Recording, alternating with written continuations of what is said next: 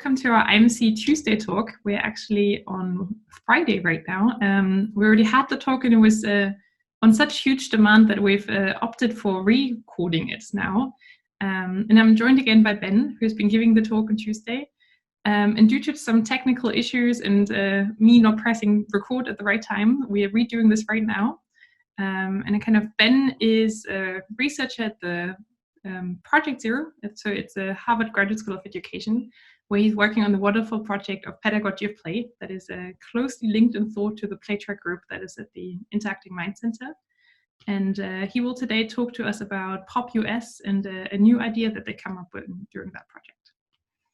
Well, thank you, Sam, and it's nice to have the opportunity to share again. Originally, this talk was made so I was going to be at the IMC this month and part of next month as well, and this was a way to get to introduce myself. The nice thing about having to be virtual is that other people not at the IMC can hear about these ideas, but I still want to start by introducing myself and some of my ideas with the hope that we might have some interactions virtually over the next months or year, and that next spring there's a chance that I'll be able to be in Denmark, and I'm all ready if that's the possibility. So I've been in the field of education for over 30 years. I've been a preschool, a pedagogue, as you would say in Denmark, preschool and kindergarten teacher. I've been a teacher educator, and now I'm at Project Zero, Sav said. And if I had to describe what I do now, I would say that I'm an educational cartographer, which is an idea I got from that wonderful Dreamcatcher video that that Andreas and you at all the IMC put together. When Andreas opened up the Dreamcatcher to the word truth, he talked about researchers mapping a terrain of an area. So groups of people could say what was possible within that terrain, have a conversation about that terrain, and open up new terrain. And that's what my colleagues and I do at Project Zero. We map the terrain specifically about play and playfulness in formal learning settings, schools specifically, to think about how we can get more play and playfulness into school. Specifically with this project called Pedagogy of Play, which is a collaboration between Project Zero and the LEGO Foundation. The project started in 2015 at the International School of Billund, which is not far from the IMC, about an hour and a half drive. It's an international baccalaureate kindergarten through 10th grade school. And there we've mapped out what playful learning looks like in that school. We call it the indicators of playful learning. We're creating a set of practices to support teachers in bringing in and creating cultures of playful learning in their classrooms. And we are also have created some very compelling examples of what playful learning can look like in school situations. We've also done research in South Africa, and we're finishing up research in 6 area Boston schools at the moment, all in service of answering 3 questions. Why do you need a pedagogy of play? What does playful learning look and feel like in school contexts, in different cultural contexts around the world? And how can educators promote cultures of playful learning in their schools and classrooms? And I'm going to talk about that last question the most with an emerging idea that I'm calling more than one way. Even because of the feedback I got on Tuesday, the idea has evolved a little bit even further because of some very nice feedback on Tuesday. We'll put out a working paper in a few months that will be posted on our webpage, so you can read more about it. But I'm very grateful because of some technological problems I was having on Tuesday to get to do a redo. So when we get to that point of the talk, it will be not from Tuesday, but from another time. But anyways, the talk then started with my jumping into that first question of why do we need a pedagogy of play? And I had people do an activity with the flashlight function and their mobile phone that looked kind of like, yes, exactly as Sav was telling. There's kind of some cool things that happened. People thought about questions they might have or discoveries they made by playing with the flashlight and the computer. And I think the video then will pick up there, jumping back in time on Tuesday through the magic of technology. So you do is just kind of play around and see what happens. And hopefully that's clear enough instructions to get you going for a little bit of play for a few minutes. So Sav, take it away. Yeah, if you had a discovery or a wondering or a question, if you could type it into the chat, that would be great.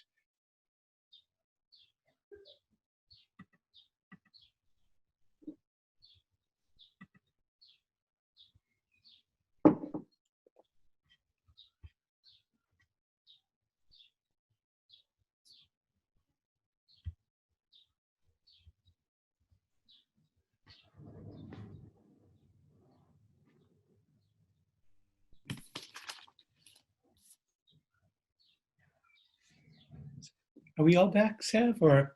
Yes, we're all back. Okay, great.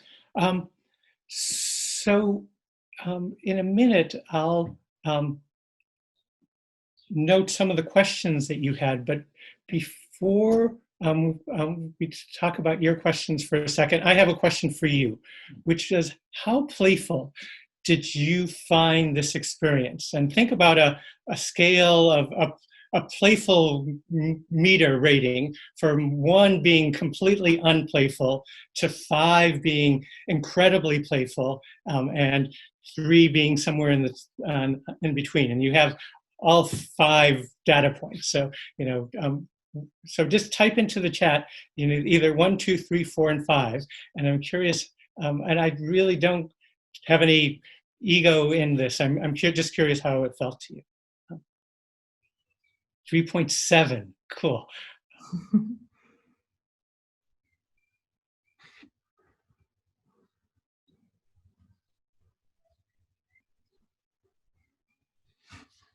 Cool, so doing very, very quick mental calculations, I think we have kind of a bell-shaped curve here, with excluding 1 and 5. So nobody felt it was completely unplayful, and nobody felt it was really playful, but there was kind of a variance with some people feeling it was just a little bit playful, medium playful, and then some tipping towards 4.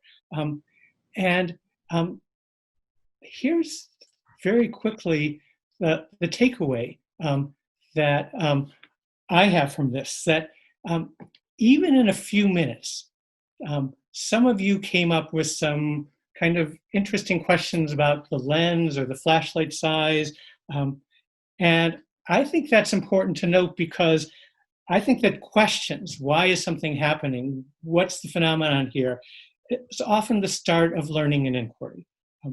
And just by playing around, some interesting things came up. And I would imagine most of us here share a sense that play is a core resource for learning. And even this kind of unstructured play, you test things out, you experiment, you take risks, and sometimes you learn or make or break rules. And at the same time, a teacher just can't say, go play, and expect for good results to happen, because what we've seen here is that what's playful for one isn't necessarily playful for all. That some people might find this really interesting and get into some deep exploration, and some people might find this really boring and dull and just stop doing it. The result is that, I guess the good news that I think is here is that there are a host of teaching practices and strategies that we can use, from building collaborative learning cultures to promoting risk-taking and experimentation to encouraging imaginative thinking, that help create cultures where this kind of experience would be more playful and lead to some learning. But those practices live within a pedagogy. And so in order to bring this natural way of learning, play, into a formal learning environment, school, where we have learning goals for kids, which might include learning about principles of light, you need an approach to teaching and learning. You need a pedagogy to help teachers map out that experience. And that's our quick answer to question number 1. And I'm going to share my screen again so I can look at question number 2 with you. Question number 2 is, so what does playful learning in schools look and feel like in different cultural contexts? And I would argue that if you're an educator trying to promote more learning through play, it's really helpful, I would even say essential, to have a clear understanding for yourself and your colleagues of what you're trying to promote, what playful learning means in your classrooms and schools. You need to know what you're after. I would say you need a map. And while play is universal, everyone plays and can learn from play, at the same time, it's also a cultural construct. Who you play with, what you play, at what age you're supposed to stop playing it ever, really depends on the culture you're living in. So what playful learning involves in schools may have general features, but it's also culturally specific. So when we started working with the educators at ISB, the school in Denmark, one of the first things we did was to map out what playful learning involved at that school. We looked at the literature, and then we observed in classrooms. We interviewed teachers and students, and we created a draft model, revised it based on conversations with our colleagues at the school, and after a number of iterations came up with this, that playful learning at ISB involved these three related phenomena of choice, wonder, and delight, that when all three were kind of in play, we had a sense that playful learning was involved. And I don't know why it's switching so quickly, but something that is important in our map here is that we would say that playful learning both is subjective and objective, that there's things that it feels like to learn. I am so sorry, I don't know why this is switching so quickly. It's also objective, that there's behaviors that you'll see when people are having choice. So, for example, choice might feel like autonomy and empowerment, and it may also then look like children setting goals, negotiating, choosing how long they're working with who. I also, I'm going to stop here and see if there's something that I can do. Well, you know what?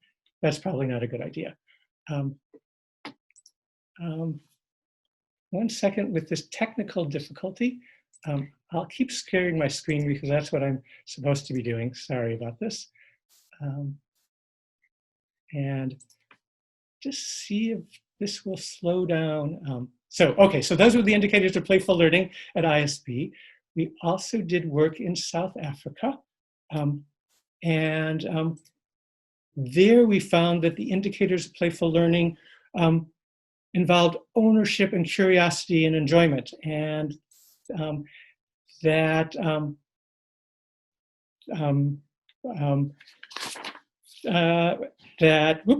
so get myself together here. It's staying on the slide, that's good. That at these schools, these were the words that the educators in South Africa used. So ownership is similar to choice, but that's the word ownership is what educators in South Africa used. In the model in South Africa that we created, there's also this idea of Ubuntu, which is a South African philosophy that I am through other people. And we included that in our model because we found the social aspect of learning through play was so strong. So for example, that kids in South Africa would say that they were, of course, individually curious about something, but they were curious because their peers, their friends, their colleagues in the classroom were also curious about this. They enjoyed something because not only was an individual enjoyment, but they were enjoying with a group of people. And so we included that in our model. Enter our work in the United States. And here in the US, we are just finishing up a study that we were involved in 6 Boston area schools with a range of grade levels and disciplines. And we chose them because they had a healthy, predictable school culture, a strong supportive school leadership like Principal Tracy.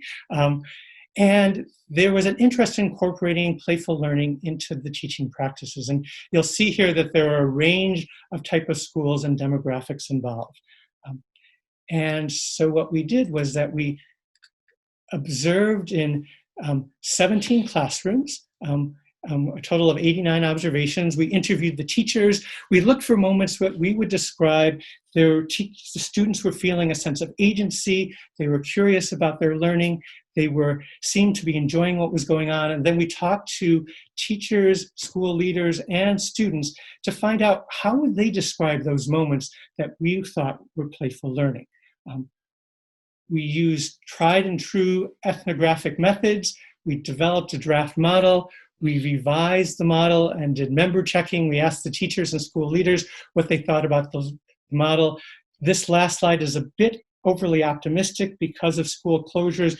We haven't finalized our model, but we're finding that in the United States, in these schools, we would say that playful learning involves the phenomenon of empowering, meaningful, and joyful. And you can see it a little bit better in this slide, where empowering feels like the learners are feeling a sense of ownership over their classroom and activities, that they feel heard and a sense of belonging, they're part of something.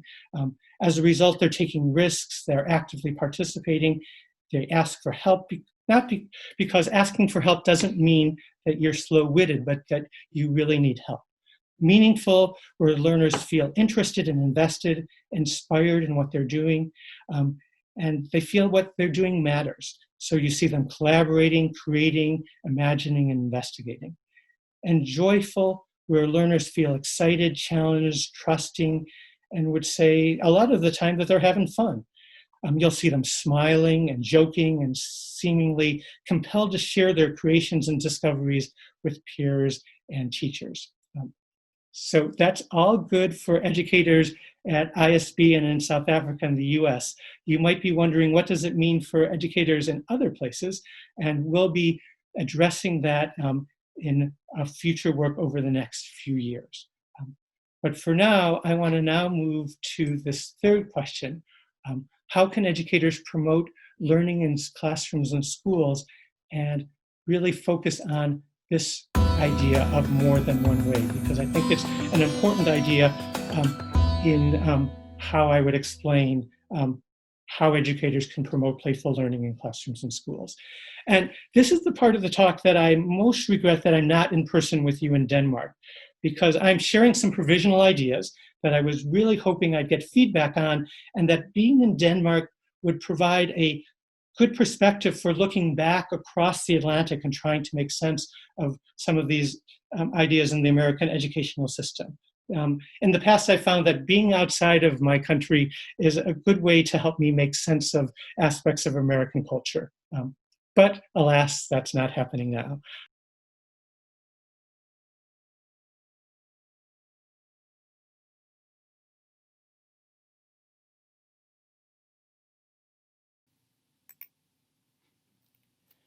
In looking over the data and leveraging my knowledge and experience in the US educational system, I've come to believe that when teachers, school leaders, and learners have the mindset that there is more than one way, this opens up opportunities for playful learning in schools. So when American educators think about the how of playful learning, this is an important part of the map. What do I mean by more than one way? In 7th grade math teacher Liz Caffrey's classroom, there's this sign: there is no one way. This sign is emblematic of the mindset of more than one way that pervades teaching and learning in Liz's classroom. As she explains, there is more than one way to understand math, especially functions in algebra. There is more than one way to solve a problem. There is more than one way to represent ideas. Sometimes there's a better, more efficient way, but it doesn't mean there's one way. Having lots of tools and perspectives on things gives you a more rounded ability to problem solve or tackle more difficult things later in life. It's about a depth of understanding. In the Pop USA work, we found this mindset across schools, grade levels, and disciplines. More than one way is a mindset that there are multiple and diverse ways to learn, behave, teach, and be a person, and that there are multiple endpoints and pathways in education. It is a mindset that allows learners to make choices, pursue ideas that connect to their interests, and find challenge and joy in their learning. Rather than pursuing one right answer, there's a focus on strategies to create, solve problems, and gain understanding, and a pursuit of questions that invite multiple perspectives and ideas. Here, students and educators co-construct empowering, meaningful, and joyful classrooms and school cultures. It's a mindset that can influence curricula, schedules, rules, and assessments. How is one more than one way operationalized? On a basic level, there is more than one way to be in your body. At a first grade whole group meeting, second graders working on individual poetry, or seventh graders working in small groups. There's different ways to sit and be. On a broader level, there's more than one way to answer and pursue questions, and even when there's a correct answer, there's more than one way to get there. These questions that were asked in the American classrooms we were observed in is emblematic about that. And I'm sure you'll find similar questions that invite speculation and inquiry at Opal School.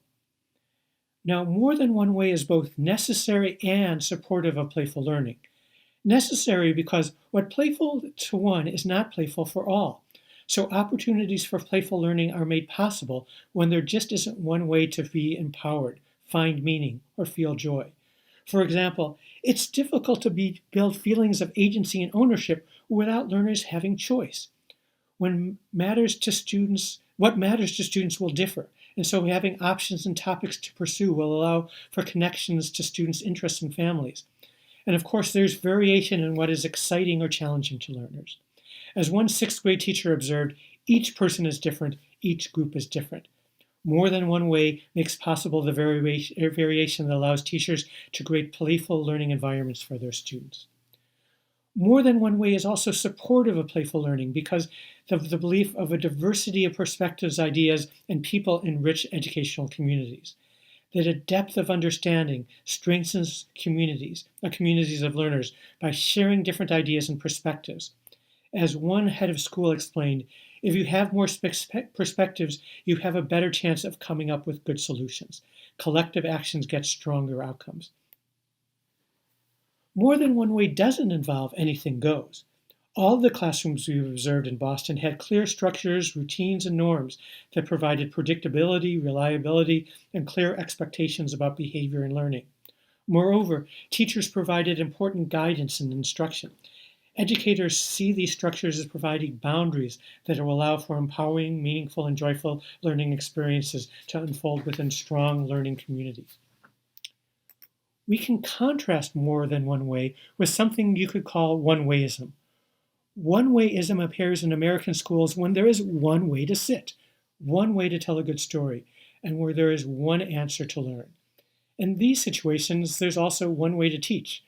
Here you'll find talk of the fidelity to implementation of the curriculum. Teachers will be expected to teach in specific ways, on specific times, on specific days, using curricular guides that prescribe certain language to say to students. While one can debate the efficiency and efficacy of such approach to learning, one thing is certain: one-wayism isn't playful. Now, more than one way echoes a number of guiding ideas in American education. For example, progressive education, grounded in constructivism and socio-constructivism, with a good dose of multiple intelligence theory, speaks to the uniqueness of each individual. Social justice and equity, where individuals of all backgrounds are welcomed, included, and belong, and then empowers students to recognize and act for a more just society, requires there be more than one way to dress, to celebrate, to communicate. And inclusion, the belief that all children have the right to participate in all aspects of school, regardless of any special need, highlight the importance of accommodations and multiple ways to engage and learn. Each individual is different. Members of school communities come from diverse and equally valued cultural backgrounds. Members of school communities have different needs. One of the principals in the Boston area talks about how to make schools work for everyone. For this to happen, you need to have more than one way. I want to share an example of what more than one way can look like in a classroom. The example comes from Jody Krause's pre-K classroom at the Elliott School. And it involves storytelling, story acting, a practice created by the famous American educator Vivian Paley, which has been adopted by the Boston Public School Early Childhood Department for the district's pre-K and K curricula. In the practice, several children a day dictate a story to their teacher that is then enacted by the class. And the learning goals include community building, allowing children to express their ideas and feelings, and literacy development. Now, on the day that I observed, on Friday, March 7th, 2020, 3 children were slated to dictate stories: Darby, Emma, and Abby.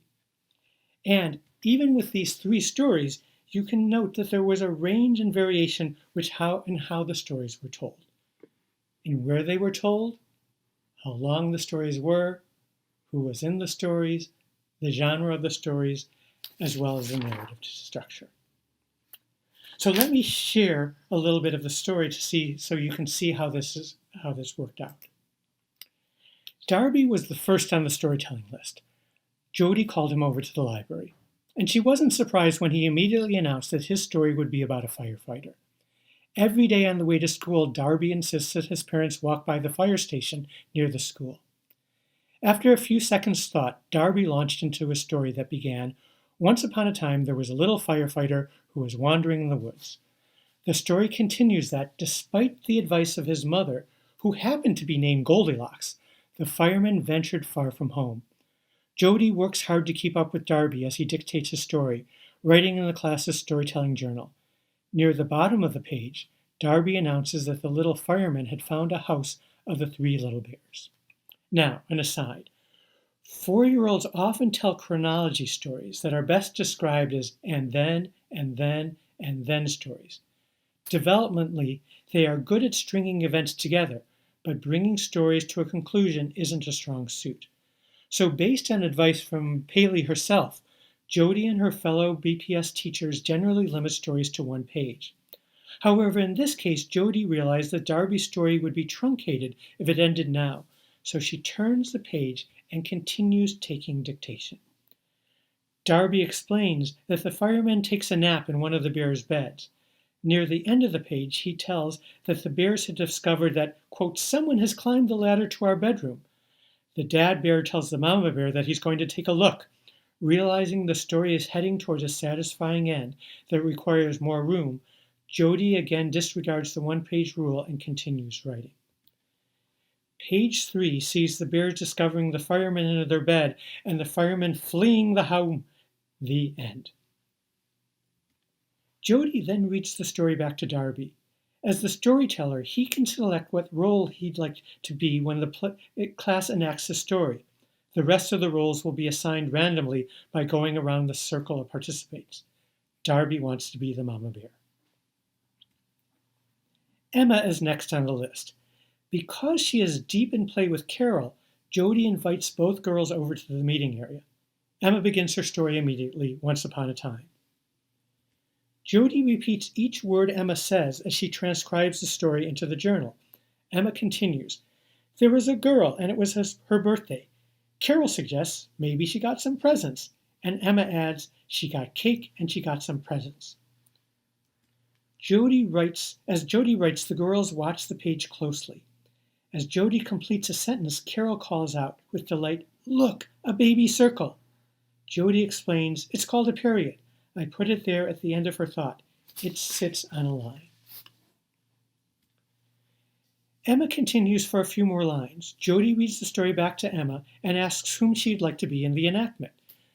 Emma's answer is the girl. Now Carol wants to be one of the friends.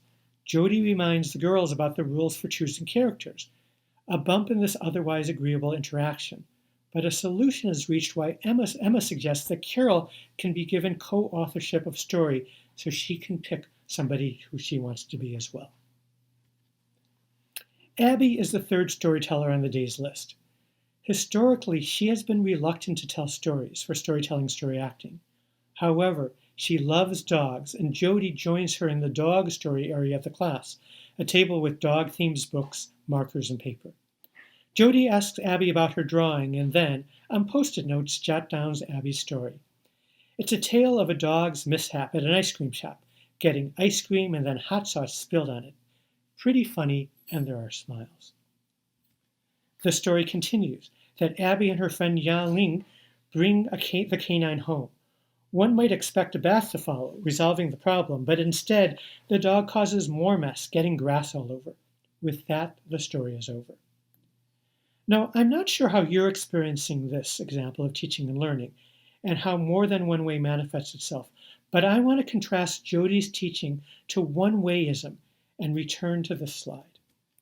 And I might get in trouble for saying this, but not all classrooms or even kindergarten rooms in Boston can be called playful. We can disagree about whether this is a problem or not, but there are certainly early childhood classrooms where one-wayism is the mindset. Classrooms in where you tell your story in one place, and if you don't want to come over to where the teacher is, you don't tell a story. Classrooms where there's no negotiating about the rules regarding story length. Classrooms where it would be great to retell a classic fairy tale, but maybe not okay for a firefighter to appear. Classrooms where Carol would have been told to be quiet. This is Emma's time to tell a story. Classrooms where personal narratives are priorities. And this is Emma's time.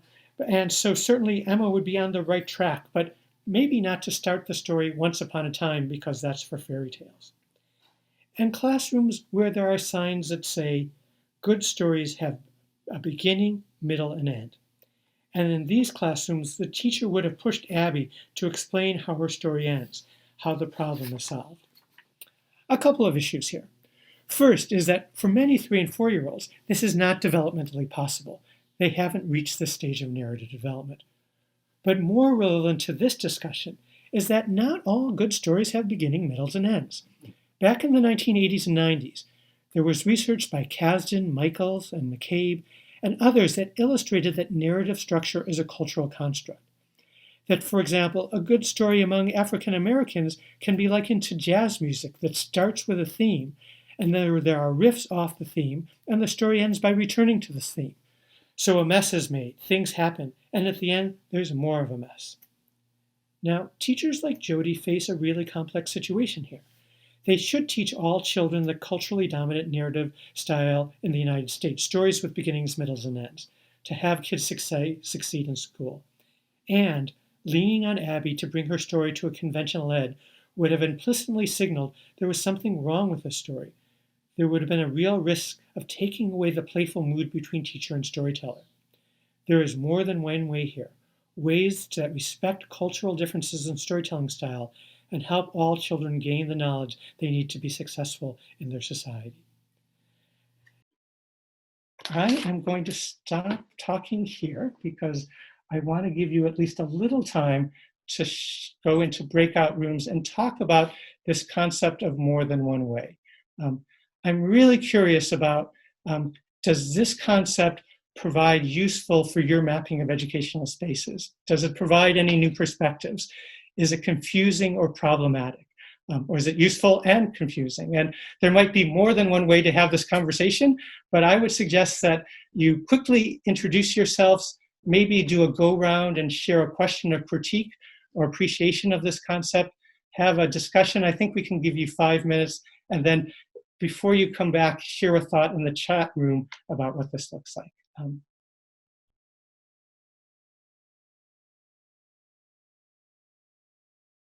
Yeah, if you could take a minute, this is, oh, maybe a couple people are coming back in.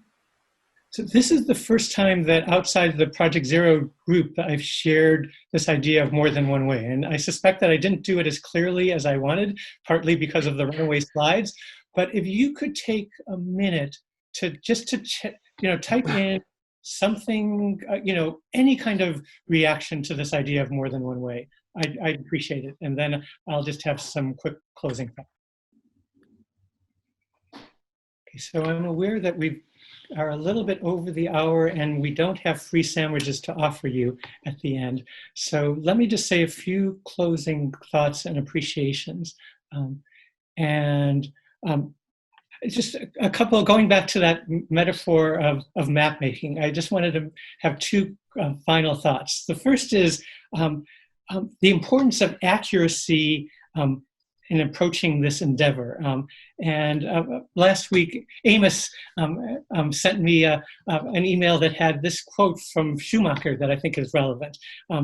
Schumacher wrote that Yet a man who uses an imaginary map, thinking it is a true one, is likely to be worse off than someone with no map at all, for he will fail to inquire whenever he can, to observe every detail on his way, and search continuously with all his senses and with all his intelligences and indications for where he should go. So a good caution for us educational cartographers is to really approach this with humility, but with really endeavor to get it right, because we could lead people astray if we get it wrong.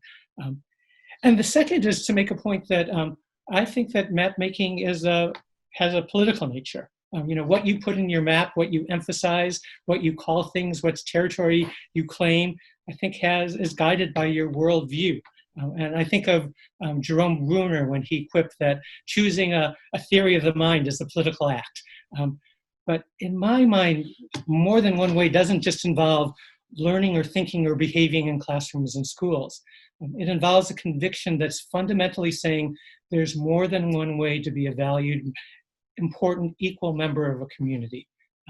And that in itself is a political statement. Okay, so if I would have been at the IMC for this talk, what I hoped would happen next is that tomorrow or the next day, some of you would have stopped by my office that I was supposed to be sharing with Amos, and you would have said, I was curious about something, or I thought that was really interesting and I want to, or that was the dumbest thing I've ever heard, I want to tell you why. And then we'd go either for a walk or a bike ride or a cup of coffee. And I'm happy to say that that's still possible because there is still this thing called Zoom or email. And even though it's still a little uncertain, jag har ett besök nästa år for Erit, which is, I hope that next year in the spring that I'll be visiting Denmark. I hope my Danish is better by then, but I have no guarantees about that. But in the end, I want to just thank everyone for coming in, and especially Savannah Schultz for her helping think about the flow of this, and also all her tech assistance. And I guess thank you all for giving me 1 hour and 9 minutes of your time. So I hope you have the rest of a good day, and that we continue this dialogue. So.